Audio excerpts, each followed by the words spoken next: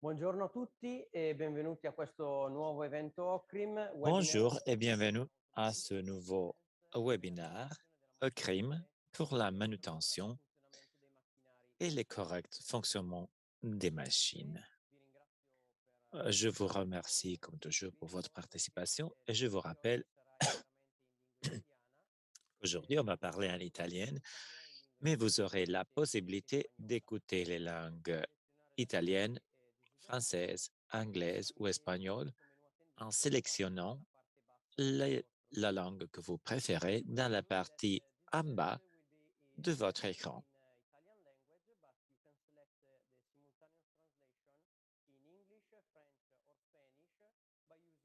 drop-down menu on the lower part of your screen. Alors, avant de commencer avec le webinaire d'aujourd'hui, je voudrais me présenter pour ceux qui ne me connaissent pas, qui n'ont pas participé au webinaire précédent. Je m'appelle Nicolas Riboldi, je suis ingénieur mécanique chez le bureau de Crime dans le nouveau siège à Porto Canale di Cremona et je m'occupe du design des machines de crème. Dans la session d'aujourd'hui, on va parler de manutention et en particulier, on va parler de deux aspects fondamentaux, c'est-à-dire la lubrification et le réglage des sangles. On va parler d'aspects théoriques et pratiques et pour cela faire, on a invité ici Monsieur Simone Pedrini, ingénieur. Bonjour, bonjour à tous, qui est responsable du bureau technique des machines. Pendant l'événement, on aura, comme je l'ai dit, des démos pratiques. On a demandé l'aide à notre expert. Et avant de passer, d'entrer dans le vif de notre événement, je vous rappelle qu'à la fin de la session, selon le temps qu'on a encore, on va dédier de l'espace aux questions que vous nous enverrez par chat. Vous pouvez toujours nous envoyer les mails à l'adresse conference@ocrim.com. Donc, Luca va faire des démos pratiques plus tard, mais maintenant, je vais donner la parole à Simone. Donc, Simone, tu peux introduire la lubrification? Oui, la lubrification, quand on parle de manutention, est un des premiers thèmes dont on parle parce que c'est quelque chose de fondamental et d'incontournable pour sauvegarder la vie des parties mécaniques. Donc, on a identifié des passages pour ce geste, mais il n'y a pas d'instrument spécifique pour établir la nature de la graisse. Mais la technologie nous donne des instruments toujours plus sophistiqués et contrôlés pour relâcher la graisse et la récupérer. Alors, à ce point, j'ai une question. Quelle est la fonction de la graisse dans une machine? Bon, la graisse a la fonction de lubrifier les parties métalliques à contact en mouvement pour réduire les coefficients de friction. Donc, on a des forces mineures qui interviennent et une mineure dispersion énergétique. La réduction de ce coefficient de friction est en charge au lubrifiant, qui est une partie de la graisse, qui a besoin d'aide. C'est pour cela qu'il faut ajouter un savon qui fonctionne comme une éponge et d'autres additifs. Donc, on a déjà défini la structure de la graisse qui est composée principalement par un lubrifiant dont la caractéristique principale est la viscosité, qui peut être synthétique, naturel, minéral, l'adamson, qui généralement est à base d'oxyde métallique et dont la caractéristique principale est la dureté, et d'autres additifs spécifiques qui ont des caractéristiques de modification structurelle, de résistance aux pressions de résistance à la condensation, à l'oxydation. Donc, tu m'as dit, tu as intégré ma réponse en parlant non seulement de la fonction, mais aussi de la structure de la graisse. Donc, il faut encore parler des caractéristiques que la graisse doit avoir pour travailler dans la meilleure manière. Une graisse doit fondamentalement résister aux paramètres de température, vitesse et résister aussi aux charges appliquées. Vu que la lubrification, les études sur la lubrification sont allées de main en main avec le développement des roulements, ceux-ci souvent sont indiqués comme rapport, par exemple, de la dimension, la vitesse des roulements. Quand on parle de charge, on a un rapport, on a le paramètre C qui définit une série de sous-classes, ou quand on parle de vitesse, on considère le produit NDN où on a le nombre de roulements par la minute multiplié par un diamètre moyen de roulement 1 millimètre. Si l'on parle de machine à moulure et on considère ces paramètres, on peut dire par exemple qu'un shifter a un C sur P, donc un facteur de charge égal à 8 ou 9, dont est une machine avec une charge moyenne, et un MDM autour de 35 000. Si l'on parle d'une machine à laminer, on a 8-9 DC, P sur C, mais un NDM de 65 000. Pour la simulation, on a C sur P égale à 15-16, donc une machine légèrement chargée, et un NDM autour de 45 000, qui caractérise ces machines comme une moyenne lente vitesse. Donc, jusqu'ici, on a parlé des aspects théoriques concernant la lubrification. Mais pour entrer un peu dans le détail, dans l'aspect pratique, je te demande quelles sont les règles pour une bonne lubrification. Donc, s'il existe des règles, si tu peux les raconter. Donc, sur la base des paramètres dont on a parlé, on a des méthodes de calcul qui nous disent la fréquence de graissage et la quantité de graisse appliquée. Mais ce sont des méthodes de calcul basées sur l'expérimentation, sur la correction par facteur. Donc, le résultat qu'on obtient n'est pas à considérer parfait, mais il faut le considérer à l'intérieur de la réalité de notre installation. Ceci parce qu'on pourrait avoir des différences entre la réalité et le calcul sensible qui pourraient aller contre l'optimisation du maintien de la manutention. Si l'on parle des quantités de graisse, on a aussi un autre élément. On n'a pas d'outils, comme je disais, pour mesurer avec précision l'état de la graisse plus que la quantité sur le champ et de manière précise. Donc, c'est difficile de donner des paramètres précis pour le graissage rapide. Donc, pour ce qui concerne l'observation directe, l'observation directe est fondamentale à ce point, justement parce que si l'on n'a pas la possibilité de mesure ponctuelle, on doit observer directement et de façon prolongée notre installation pour optimiser le temps qu'on a calculé en l'appliquant à notre installation. Mais quel est l'aspect d'une graisse qui s'est détériorée? Eh ben, une graisse peut se détériorer pour plusieurs raisons. Principalement, on a l'oxydation, c'est-à-dire le lien chimique entre ses constituants et l'oxygène. On a la séparation, c'est-à-dire la division entre la partie lubrifiante et la partie qui va adanser, et l'infiltration d'agents polluants de l'extérieur comme la poudre, la farine. En tout cas, on note que la quantité devient plus sombre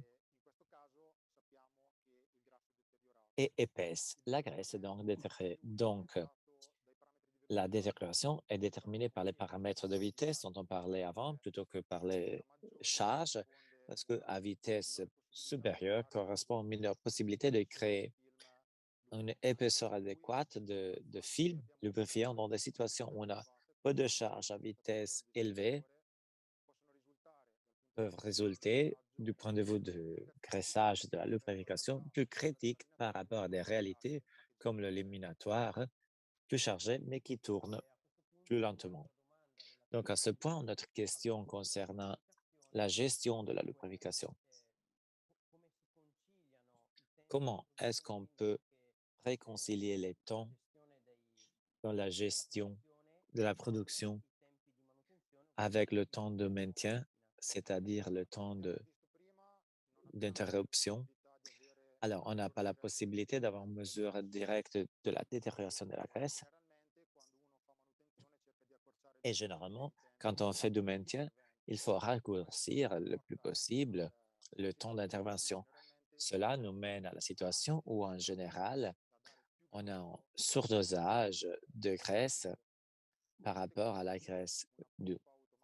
Donc, une pompe automatique à graissage de moyenne puissance peut lancer de 2 à 3 cm3 de graisse chaque fois, c'est-à-dire 1,2 g, 2,2 g. Non, généralement, cela est suffisant.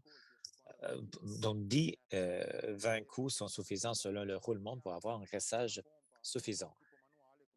Si l'on utilise une pompe à main, comme Luca va nous montrer, les volumes traités sont à peu près la moitié. Donc, on a le double de coûts. Alors, le surdosage a des indications contraires. La première est qu'on va mettre trop de graisse et cela est perdu. Donc, elle va dans des zones de la chambre de roulement où elle va rester sans contribuer à la sauvegarde de la vie des parties. Si l'on exagère vraiment, la graisse peut aller jusqu'aux joints externes et filtrer en allant salir les zones aux alentours. Et puis, la graisse a une conductivité thermique plus basse par rapport au métal et à l'air. Donc, si l'on surdose la graisse, on va créer une cohabitation autour de la zone de travail qui ne permettra pas d'éliminer efficacement l'énergie thermique déclenchée pendant la phase de travail. Donc, on va observer une augmentation des températures au-dessus des niveaux voulus qui peuvent dépasser les 15-20 degrés. Le troisième aspect est le rendement. Comme on l'a dit avant, les adhésants sont une sorte de colle qu'à l'intérieur du coussinet crée des résistances, donc détermine une majeure absorption de l'énergie. Clairement, sur des machines comme ça, on ne va pas observer une augmentation de l'absorption du moteur, mais on va observer encore une fois une composante ultérieure qui va soulever la température de travail de la zone pendant des temps prolongés, généralement plus de 1 heure et demie, 2 heures. Ça peut dépendre de la situation. Il faut considérer qu'un coussinet de moyenne haute vitesse peut être considéré bien graissé quand 50-60% de son volume libre interne est occupé par de la graisse fraîche. Donc, le remplir à 100% signifie doubler ses résistances et doubler le temps de permanence à des températures plus hautes par rapport à la température de travail. Les machines à moulin, comme on l'a dit, sont des machines lentes et on peut nous permettre de remplir jusqu'à 100%. Tu as parlé spécifiquement de machines à moulin. Bon, je pense que ça serait intéressant pour les participants de comprendre, d'avoir un exemple, une analyse relativement à la lamination. Sur la machine à lamination, on peut faire plusieurs hypothèses. Si l'on utilise une graisse NLG2, si on a des valeurs C sur P et NGM, on peut nous permettre une huile autour de 200 millimètres carrés de viscosité. On utilise en outre un additif de type épais pour résister aux hautes pressions. D'autres hypothèses, on imagine que la machine à immersion a des rouleaux lisses et que les joints permettent la filtration d'agents polluants comme la farine.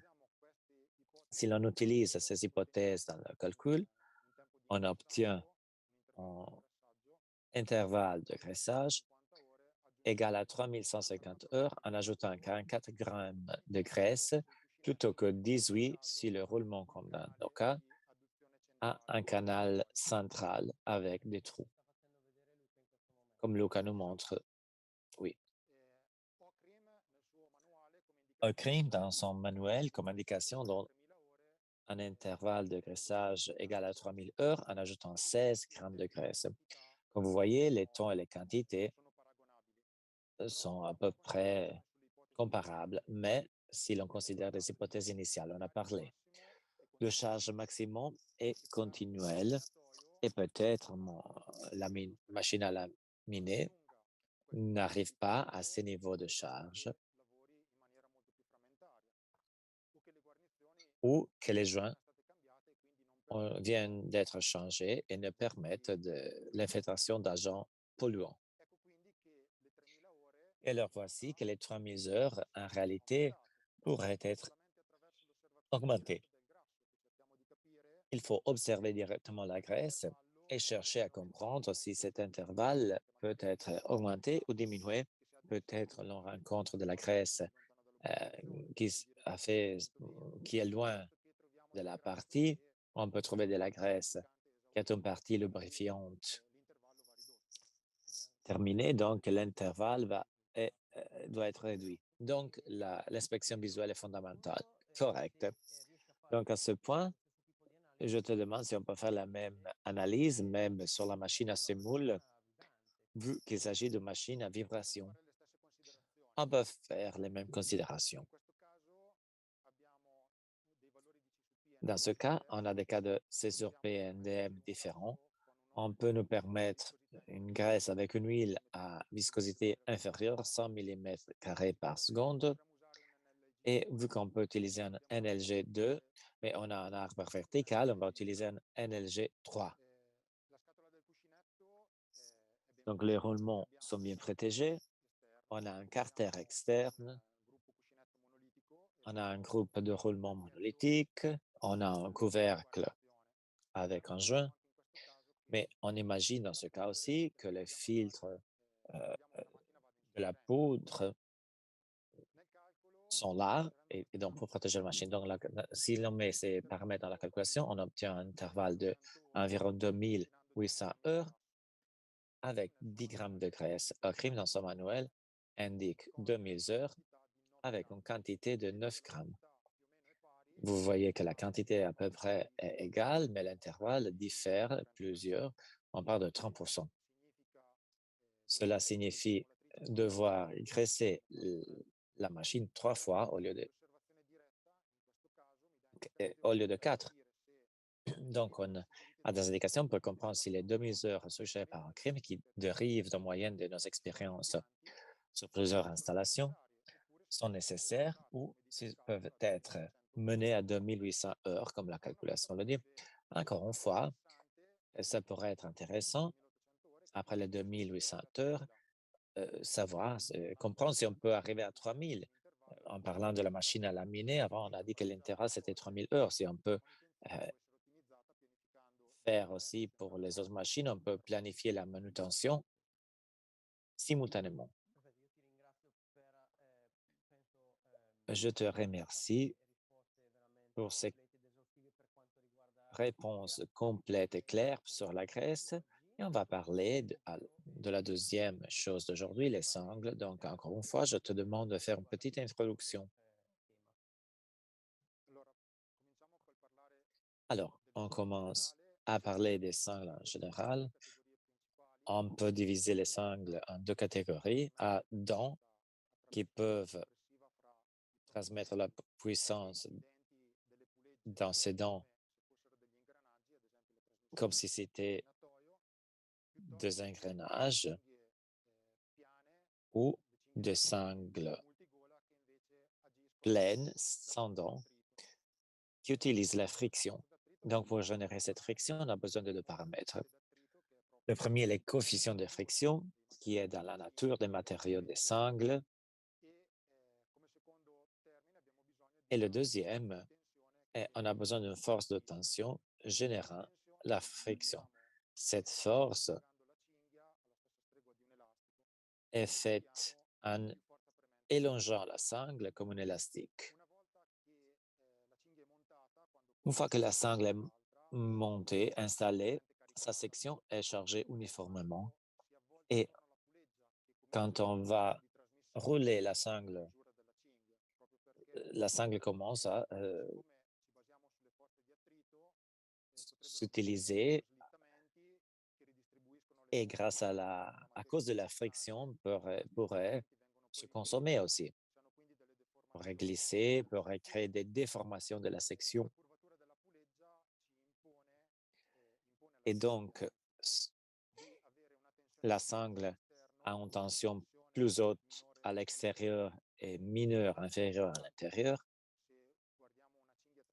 Si l'on regarde une sangle utilisée aux oreilles, parfois on voit qu'elle est plus oreille dans la partie interne ou externe, même si ces parties ne sont pas en contact avec rien. Donc, à ce point, tu nous as parlé de l'aspect théorique, comme on l'a fait avant. Je voudrais voir l'aspect pratique. Comment est-ce qu'il faut assembler les sangles pour travailler correctement? Alors, on part de l'alignation, surtout pour les sangles. Il est important de les bien aligner parce que si elles ne sont pas alignées, on introduit sur la sangle des angles additionnels qui ont toute une série d'aspects négatifs. Le premier aspect est introduire des forces latérales que sur une sangle pleine peuvent faire glisser la sangle et sur une sangle trapézoïdale pourrait altérer la distribution de la pression et donc rendre l'usure moins homogène. Ces angles, en plus, introduisent des tensions transversales sur la section des sangles et doivent être récupérées dans la trait libre et cela comporte une usure de la sangle. La limite de ces angles est donnée par le constructeur. Généralement, on accepte 0,25 degrés, mais pour les sangles à trapèze, on peut arriver jusqu'à 0,5 en acceptant une réduction considérable de la vie. Une fois qu'on a déterminé qu'il n'y a pas d'angle, il faut comprendre si les erreurs peuvent dériver des axes de transmission de la sangle. Si l'erreur arrive des axes de transmission, ou de rotation, pardon, de la transmission, on parle d'erreur angulaire. Si dérive une position relative des sangles, on parle d'erreur axiale. On a parlé des 0,25 degrés, donc là, on peut nous permettre une erreur de 4 mm par mètre. Luca va nous montrer. Correct. On peut avoir plusieurs exemples. Par exemple, la distance entre l'axe de rotation du roulement vite ou lent est environ 250 mm dans ce cas. Donc, on peut nous permettre jusqu'à 1 millimètre de alignation si l'on parle de la motorisation de laminatoire, où on peut avoir des interaxes égales à 2 mètres. Alors, on peut nous permettre jusqu'à 8 millimètres de désalignation. Dans le cas de Luca, si l'erreur est sur la roue principale, on peut arriver jusqu'à 1,5 mm sur le diamètre, dans ce cas moins. Comment il faut le mesurer? Luca le mesure avec un simple instrument. C'est la méthode la plus commune dans le champ des machines à moulin. Les interactions sont de peu dizaines de centimètres. Le meilleur, c'est avoir un laser, mais le seul cas où cela devient vraiment utile, c'est la motorisation du laminatoire, justement parce que la distance et la difficulté permettent d'utiliser mieux le laser. En ce qui concerne la tension correcte, qu'est-ce que tu peux dire? Comme on l'a dit avant, la tension correcte permet la transmission de la puissance, donc il faut avoir une valeur efficace. La tension, comme on l'a vu, est faite en allongeant la sangle comme un élastique. Cette élongation n'est pas définie. Les constructeurs donnent des valeurs 0,5, 1% de la valeur d'interaxe pour les sangles à trapèze. Pour les plaines, on peut arriver jusqu'à 2-3%. Une fois installée la sangle, elle va se mettre en place et le matériel se relâche. Et après quelques heures de travail, la tension ne sera plus efficace, mais diminuée de 30-40%, donc des valeurs significatives qui pourraient faire naître des glissements ou des sauts. Il faut donc fermer, stopper la machine, récupérer cette tension en élongeant encore plus la sangle. C'est la situation où, en général, on a une erreur commune qui se présente parce que, afin de ne pas interrompre après 24-48 heures la machine, on cherche à tirer, tensionner la sangle au début extrêmement pour éviter la récupération dans un deuxième temps. Mais il faut considérer. Donc, si l'on prend comme exemple une machine à lamination qui a un interaxe d'environ 2 mètres, si l'on imagine d'élonger la sangle 2 mm dans l'interaxe, 2 mm plus dans ce 2 mètres représente 0,1%. Au début, on l'avait élongé de 0,5%.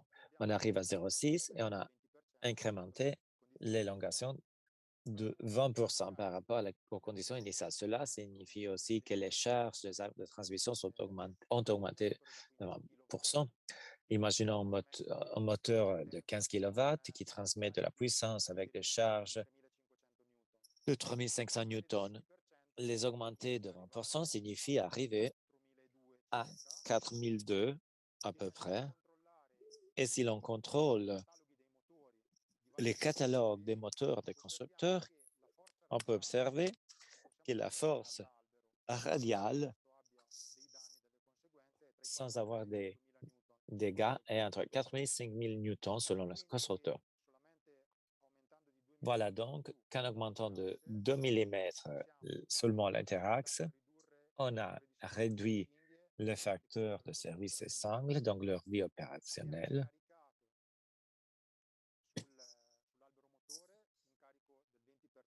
On a déchargé sur l'arbre moteur 20%, donc son cosinet du côté de l'arbre est plus chargé.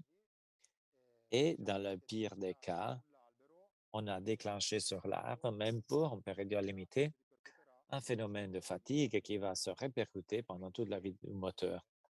Voilà donc, même si le départ est une bonne idée, optimiser les temps et on part d'une valeur peu significative, on a impacté sur un objet à la valeur plus haute qui est le moteur. C'est pour cette raison que Ocrim écrit dans ses manuels de recontrôler la tension des sangles après 24-48 heures depuis le premier début. Oui, Et en ce qui concerne les instruments qui peuvent être utilisés pour tensionner les sangles, alors l'instrument le plus commun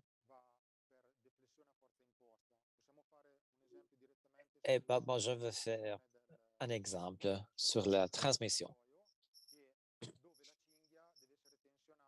où la sangle doit être tensionnée avec les rouleaux proches. Cela parce que si l'on devait faire avec les rouleaux loin, quand on met les rouleaux proches, la sangle s'élonge encore plus de 2 millimètres. Ces 2 millimètres sont sangles comme ça peuvent représenter 4500, 5000 newtons, donc une force considérable qui est toujours transmise sous les arbres de la transmission et dans ce cas aussi au bras de tension. Donc, une fois établie la tension correcte, on la mesure, comme Luca va faire maintenant, en imposant avec le tensiomètre une force de 6 kg, donc 60 newtons, en devant mesurer une déflexion comprise entre les 6 et les 10 millimètres. C'est une valeur générale pour les machines à moulure, pour la transmission de nos machines. À ce point, je te remercie pour l'explication très exhaustive des sangles et on peut passer aux questions dans la chat. Si vous avez des questions, on attend les questions que vous pouvez écrire dans la chat. La première, pendant la phase de remplacement de la graisse sur un roulement, à qu'est-ce qu'il faut faire attention? Alors, quand on remplace la graisse, il faut prêter attention surtout au cycle de la graisse, c'est-à-dire le degré NLG, comme je l'ai dit, doit être le moyen et possiblement sur chaque paquet, la sigle doit être indiquée avec tous les paramètres et donc les sigles doivent coïncider. Si l'on veut changer de type de graisse, il faudrait demander, même si dans la littérature existe des tables de compatibilité qui nous disent si les graisses sont compatibles entre eux, donc il serait toujours bien de faire une analyse approfondie à ceux qui veulent nous vendre la graisse pour éviter des problèmes de dishomogénéité de lubrification ou, dans les pires des cas, de combinaison chimique ou de détérioration rapide de la graisse. La deuxième question, pour le roulement, on peut utiliser la graisse alimentaire. Oui, ça c'est valable pour toutes les machines. La graisse alimentaire a les mêmes fonctions, les mêmes caractéristiques de toutes les autres graisses, mais dans sa structure, aussi bien le lubrifiant que l'adhésant qui ont une origine différente, plus naturelle. Cela comporte une structure de la graisse moins stable par rapport aux graisses minéraux synthétiques que l'on utilise d'habitude. Et donc, ce que l'on pourrait observer avec une graisse alimentaire, une détérioration plus rapide par rapport à une graisse industrielle d'autres types. Donc, mon conseil est de faire des essais limités avant pour établir quels sont les tons, les quantités de graissage à utiliser de façon précise, parce que cela pourrait différer beaucoup d'une graisse synthétique. Une autre question, quand est-ce qu'on utilise les sangles avec les dents et les autres trapézoïdales? Moi, c'est un choix du design, du projet. Les sangles avec les dents sont utilisées généralement quand on a besoin, euh, comme dans le cas de la transition, d'avoir une relation de transmission toujours précise et constante dans le temps. Les sangles plates ou à trapèze sont généralement utilisées pour la transmission de puissance selon la puissance que l'on veut transmettre et le type de transmission que l'on va utiliser. Et donc, on choisit un type ou un autre. Parce que, comme je l'ai dit avant, avec les mêmes forces de transmission de puissance. Les sangles trapèzes nous permettent d'avoir des forces de tension qui sont entières par rapport aux autres. Mais Ecco, vediamo se ci sono altre domande.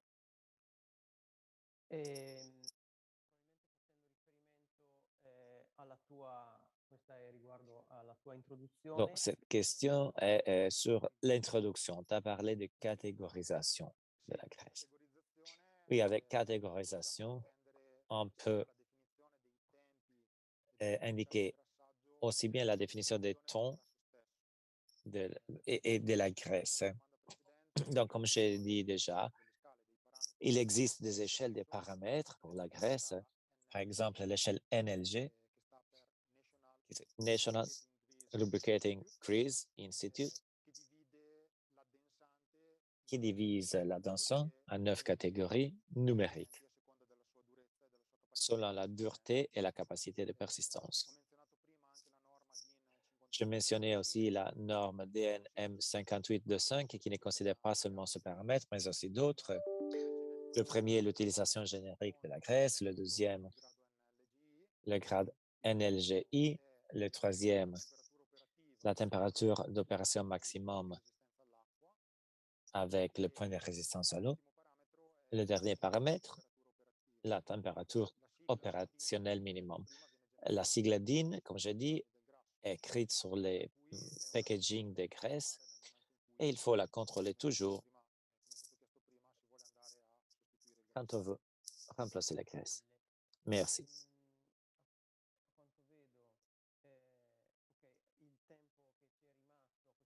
OK, on a vraiment peu de temps.